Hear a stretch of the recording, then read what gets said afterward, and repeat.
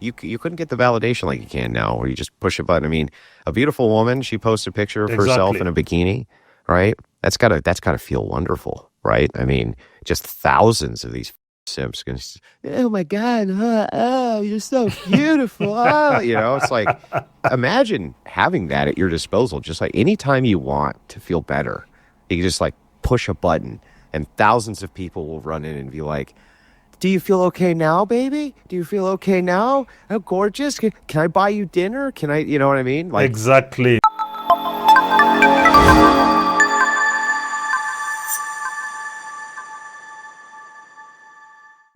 Happy New Year, everybody, wherever you are. Welcome to the channel. Now, this video, I wanted to do this video last week, but I thought we'll just let these festivities die down. Then I'll talk about it because this was concentrating more about the religious part of society and how they are trying to improve things in the dating front, if you like, and the men's issues and whatnot. But there's this video with Andrew Wilson and I believe Andrew Sortain, no Sortain, something Sortain. Anyway, I'm gonna confirm that. So why the Christian dating advice online is falling apart and it's not working. Now, I'm going to have a lot to say about this because I kind of straddle between both sides. I understand the importance and the goodness of religion, but there's also a lot of nonsense in there that has to be looked at more carefully. So let's hear what Andrew Wilson here. He was with Michael Sartain. Yes, this is the channel I was talking about. So let's hear what he has to say about it, because this is actually his assertion that it's not working. He himself is a religious man, so let's listen in. we're in the thing is about those dating podcasts is it's a really mixed bag, the audience, because you have guys in their 40s who are getting into dating and they're like, what the am I getting into here? This is crazy. And then you have guys who are in their 20s who are yelling at them going, see, I told you, old man, this is how women are today. Right. So it's a really kind of a hugely diverse bag. And there's a lot of people there who they follow Christian ethics like I do. And they really want to see that worldview represented well. As you guys have noted on my side, people are very much the Christian right has become the biggest on planet Earth. They refuse to engage with these it's the craziest thing I've ever seen. Massive content creators. They're huge content creators, tons of followers. You know what I mean? They just refuse. They're like, no, they're not worth our time. I'm like, well, that's why they're kicking your ass. You absolutely refuse to engage with them. So I remember talking to Rollo about this a couple of years ago. And I was like, look, I want to understand the view first. Right. And I found out that there was a lot to take away. Right. This was a descriptive packet, a data packet, the red pill. And you see this, okay, let him not finish. a prescription packet. Yeah, so this is actually one of the important things, because everybody who listens to what we say when we are talking about the different dynamics, they can see the logic in it. They nod along with us, but you see in the execution, they realize that they're going to lose some of the privileges that came along with disadvantaging men. So in this particular case, he's saying that, yeah, I listen to it and it's fine, because it is fine. It's common sense. That's why it's inevitable. That's why they've tried for years now to ban people, decrease their reach. They've tried. You remember the great Kevin Samuels, how so many people went after him, all these herpes. But what happened? He just got bigger and bigger and bigger, because you can't ignore reality. And especially the people who are affected by that reality decide they're not going to keep quiet. Yes, we have a lot of simps. We have a lot of weak men. We have a lot of pathetic men. But we don't need all of them. We just need a solid 20% for everything to change, because in the end, it's just about 20% of the people that actually do the things that are required for change to happen. So yeah, it starts off on a good note here. And so if you go through it, you can use it any way you want. You can use it for evil. You can use it for good. You can use it for whatever, because it's trying to get to the psychology and the kind of normative ethics that goes around dating, rather than saying, here's how you fix it, just here's what it is. And so I think I was one of the first who tried to actually understand that. And so when I engage with red pill creators or manosphere creators from my view, I feel like I understand theirs pretty well. The Dave Smith interview, I was watching that, and the both of you seem to agree on this idea that, because you were married, you didn't quite understand how difficult dating had become recently. Like it was one of these things. And so this is something that Rollo and I talk about this frequently. It's that when I listen to Matt Walsh, it's not that I disagree with everything he's saying, or when I listen to some of these other guys, like I love them as content creators, but like dating nowadays, I just don't think they understand what social media and dating apps has done to create a level of what you coined as female narcissism. I don't think they fully grasp that when you got married before Facebook. It's funny, Tom from MySpace came to my birthday the other day, Tom Anderson. It's just the idea of what happened before then, how dating was. I'm 48 years old, so I remember I was 23 years old when I got a cell phone. Yeah. I remember what it was like before, going up to girls in Austin, Texas, seeing beautiful women there all the time, and then them not And it was fine. their phone. Yeah. And it was fine. And the thing is that no, the female narcissism had not set in yet because, to a degree, it was always there. The beautiful women knew they were beautiful, that's for sure. Okay, but this is the thing, though. It got exponentially magnified because even average girls were getting inboxes from top-tier men, or at least a large population, like her, so many numbers in their inboxes. Like, she was average, but I know she has literally hundreds to thousands of men in her inbox. That's going to inflate that ego, that narcissism they're talking about. And the thing is this, because before we continue further, I'm just going to say something about the religious way of doing things, that the preachers and the doctrines, that you can't do this, you can't divorce unless ABCD, because a lot of the things they're saying you can't divorce over these days, there are a multitude of other things that have added themselves because of how life has changed. On top of that, the community sense that existed where people knew each other, you knew the character of the person you're going to marry because there are people who would vouch for them in the community who knew them. Now you're just picking someone random in a street, often. Like, even if you meet at work, you don't know their background, you don't know what they've been through or what they've done. And often most guys find themselves in this situation where they've committed themselves, we cannot divorce. But then what happens? She cheats or becomes fat, very fat, starts disrespecting you. All these things, they happen at once. And since you can't divorce because religion, people just die miserable. They are taken to the cleaners. And that kind of docility was used to put up all these divorce laws also. Actually, because when you ask the religious folks, you guys need to address the divorce and the family courts first. You're a big contingent of people. In fact, every politician, when they come out, they're always going, I'm a Christian, praise God, ABCD, if you're a Muslim or you're this. They always go for the religion first. Why are they not using the religion to fight for men? It's because they're pandering to the females also. It's because they also want females to come to church. It's easier to keep females in church also, by the way. Just to say the same way, it's easier to get them to buy things. That's why companies pander to them. So to understand a fuller picture of this, that's actually what's happening. And that's why religion is handicapped to handle situations now. Red pill guys tell you this is what it is. You can claim your religion all you want. You can do what. It will still happen to you. It doesn't matter whether you believe it or not. It doesn't matter whether you think she's a good girl and she's changed, but she's been with 76 guys. It doesn't matter if you think God has changed her. It's going to happen to you. She's going to add another number, 78, 79, 80. And there's nothing you're going to do about it because it's part of our character.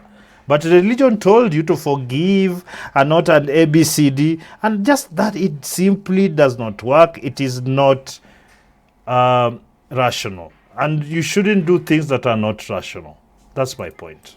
You couldn't get the validation like you can now, where you just push a button. A beautiful woman, she posts a picture of herself in a bikini, right? That's gotta feel wonderful, right? Just thousands of these simps going, oh my God, you're so beautiful. It's like, imagine having that at your disposal. Just like anytime you want to feel better, you can just like push a button and thousands of people will run in and be like, do you feel okay now, baby? Do you feel okay now? Oh, gorgeous. Can I buy you dinner? Can I, you know what I mean? Like, Exactly. that's, but the problem is it's double-edged. So, like, I tried to, when I talk to people, I try to explain it this way. It's how I explained to Dave Smith. Imagine having a superpower that, like, you can have whatever you want whenever you want it, right? But you only have it for a short amount of time, and then it's gone forever. And you're always trying to recapture it, right? And it doesn't go away immediately, but you just notice as Superman, the bus gets a little heavier every day, right? The flight, you can't quite get as high as you used to every single day. And then eventually you just become like everyone else. And that's the story of American women. That's the story of all women. And eventually the superpower goes away.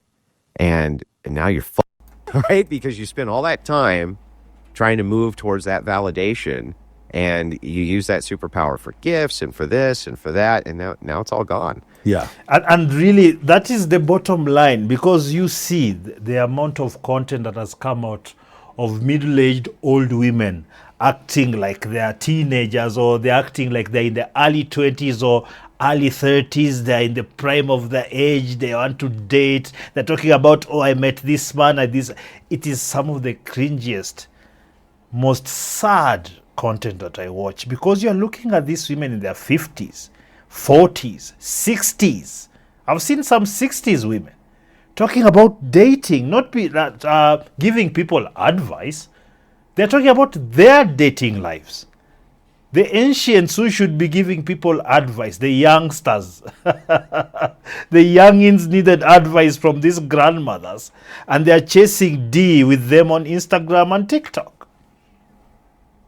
So that is actually has become one of the things I find the most disturbing, because when they get old, now they're trying to fight with the younger ones. It is usually, it looks horrible, but they have a lot of validation, because believe it or not, there are a lot of young men and of course older men who are in these women's inboxes. Imagine a woman in her 40s, mid to late 40s, who comes out here, does content, and then a huge population of young men flood into her inbox. Imagine what that does to her ego.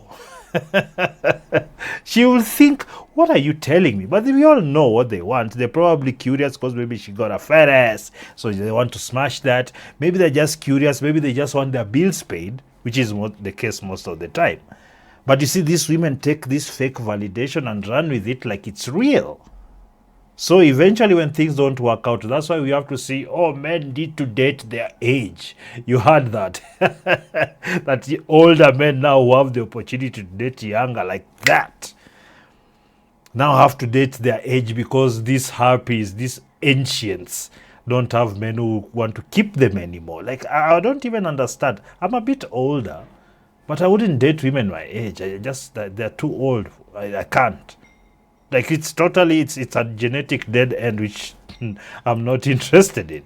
And the red pill, I think, was the very first descriptive packet, which was really trying to help women more than anything by pointing that out, right? It wasn't just, like, when I go back, because Rollo explained the history, so I started looking into it. This was years ago, he explained it.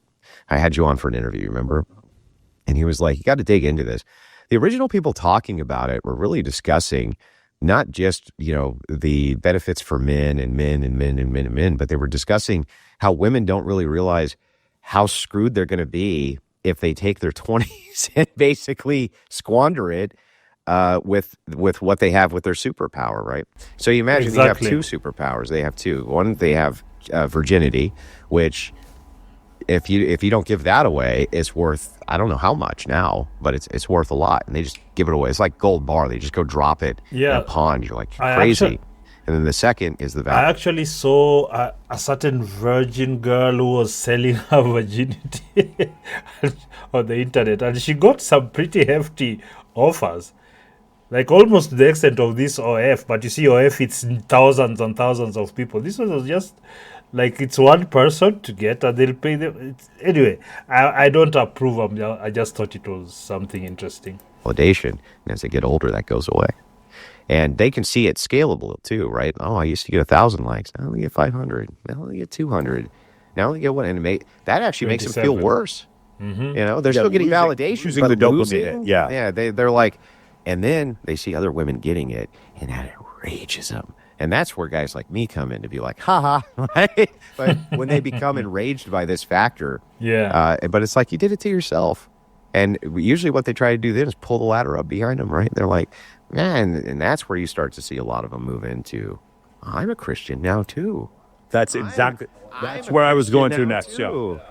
So you've seen this. So the lack of validation. He talks about the wall. Rollo talks about the wall. The lack of validation, kind of, because me as a Christian, also I see this thing happen where a lot of women are like, they're turning to Christianity for absolution for what they did previously, and because they think this is the best way for them to get a good man. You've seen this as well. And what do you think about this? So it's like the social media then perverts the way they see the world.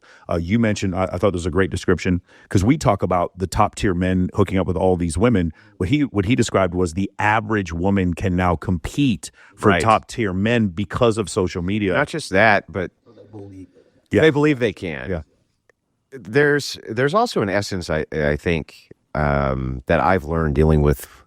You call them something, right? I have two distinctions for them. One's a femcon, right? The feminist conservatives, which most of them are. And then the second is the sewing circle Christians, how I refer to them. And the sewing circle Christian is exactly the type of woman that we're talking about right now. And some of them are men too, by the way. Don't get me wrong. Some of them are men. But with that validation, you know what comes with that for these women is control. They have complete control. They have control over all the simps. They have control over their life. They have control over their money. And with the lack of validations, that starts to move down. Guess what happens? Their control moves down. Well, where can a lot of these women find a new sense of control? In the church, right? And that's it. So what I really, because in the end, that's what it is. Because the church usually is housing the dregs, the ones that have fallen off the edge, the ones that have reached their limit. That's what the church invites. Most females, if you're finding a single female in church, that person has been through everything. The things she's done. In fact, probably the things she's done is the reason she's there hiding and to rebrand. I have seen actually, like in my life, I've seen women who start off really young on social media, very hot, everybody likes them. Then you see them everywhere, Dubai, whatnot.